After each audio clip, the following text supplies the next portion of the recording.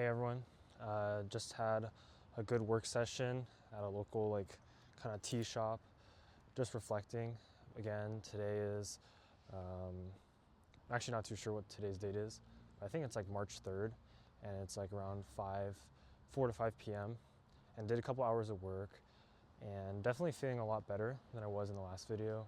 Realizing that if you just stick with the process, that things do get easier and that it's actually not as difficult as you probably thought it was, and that you can last longer than you thought.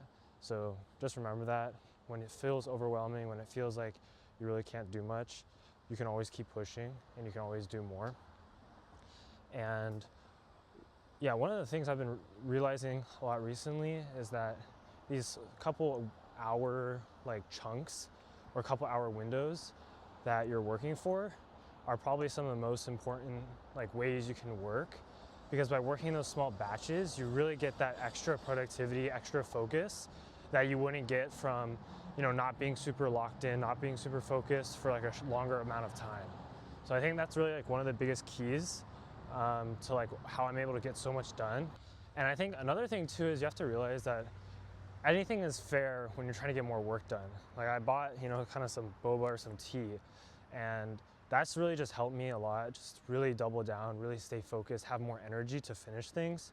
And if you need that, that's totally fine. Now, I'm not saying be super reliant on it, because a lot of times people get a little too reliant on caffeine, and then what happens is they can't do any work without the caffeine. And I think that's a really huge problem. But other than that, I think it's a really good tool kind of to have in your work toolbox and be able to just pull it out when you need it, because there are definitely days when you're just not going to feel like it, and who knows, maybe a little caffeine would help. But I wouldn't make it an everyday thing for sure, because you have to really have your own kind of drive, your own motivation to study or work or do the things you need to do.